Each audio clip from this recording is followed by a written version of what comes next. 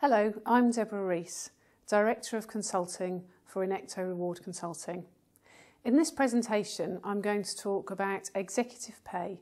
Where did it all go right? The myths and realities. You know, the media would tell us that our perception of executives is of fat cats, greedy for money and careless of the thoughts of shareholders, employees and the customers they serve. In fact, Vince Cable, the business secretary, has talked of a compelling evidence of a disconnect between pay and performance in UK listed companies. He says the call for action is loud and clear. Put simply, exec pay has risen dramatically over a period of relatively poor performance by Western economies. But it's probably not as simple as that. Let's take a minute to look below the surface. Volatility and unpredictability is the new normal, and a bipolar world, that of sluggish demand in the developed countries and a healthy growth in developing markets, is what we see. Other issues that have come to light have been confusion about how senior executives can have many multiples of earnings higher than those on the shop floor. Let me give you an example. In 2000, Tesco's earnings were 18.5 billion. Last year, that had risen to 64 billion. But for those workers who are filling shelves or sitting on a till, their jobs haven't changed. But executive roles have become increasingly complex and sophisticated, and so it feels right that they should be paid more for running a significantly larger business. So for smaller businesses and those in private ownership, the issue is often simpler. And in this presentation, we want to focus on interpreting and reimagining trends for organisations who are outside the FTSE 100. Let's start to bust some myths. First of all, executives are entrepreneurs and they should be rewarded as such. Well, executives make a trade, their experience, knowledge and networks in return for money. They tend not to put their own money at risk, and they can always walk away without losing their house. But for those of us who work in an entrepreneur-owned business, it can be tricky. Entrepreneurs find it really hard to understand the employee mindset, and so they want to retain individuals in a high-risk, high-reward package because that would what would motivate them. But HR directors have a role to play in managing executive pay and bonus at that level. Our next myth is that LTIPs, long-term incentive plans, align the views of shareholders and executives.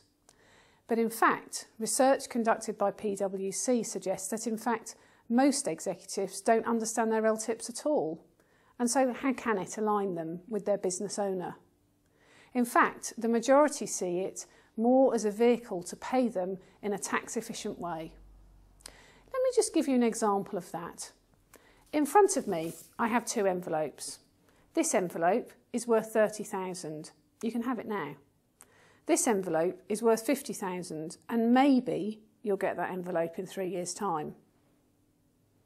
Which one would you choose?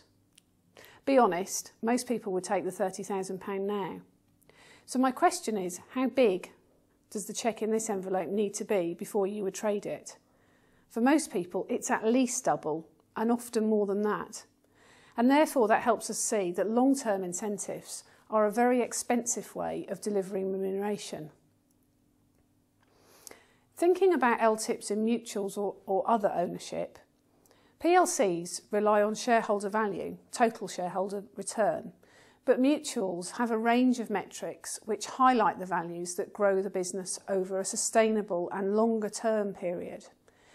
They can take advantage of a more benign reporting environment and a longer term decision-making horizon.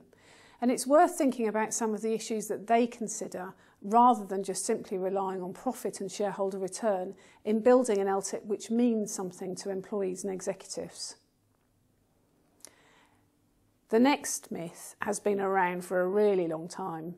You have to pay upper quartile pay to get upper quartile performance. Here's the thing, most people will work for less money if the job is really what they want. That's true in the third sector. It's true when starting people off on their careers. And so it's really important to make sure that the offer that you give to employees is something that is really compelling to them. A second and interesting facet is that the PW research report also talked about that for the majority of employees, pay is in fact relative. They surveyed execs and found that more of them would choose to earn £150,000 a year if their colleagues earned £130,000 than earn £180,000 a year whilst colleagues earned £200,000. So in fact, people's absolute pay would be lower because it was higher in comparison to their colleagues. So pay and relativity of pay is a very strong driver for employees. There are other aspects about being motivated through work. Autonomy is about being self-directed in your work. There is evidence that allowing more autonomy in what work is done, when and how, affects motivation, innovation and performance. This has implications for organisational structures, management roles and job content. Mastery. Mastery is about the urge to get better, the urge to develop knowledge and skills, and to be seen to be experts. It's a very strong incentive for people to have that opportunity in their work. And finally, people are motivated to work towards a purpose. What is the purpose of your business? Employees can lose sight of purpose in organisations where profit becomes misaligned with the organisation's purpose, or where profit has taken over as the sole purpose. My final myth is that of the mermaid. In the UK, 5.5% of executive board members are female in the FTSE 350. Only 3.3% of CEOs in the 350 are female. That tells us that 95% plus of board members, executive board members who have worked their way up through an organisation are male. It's probably easier to spot a mermaid than a female executive in the FTSE 350.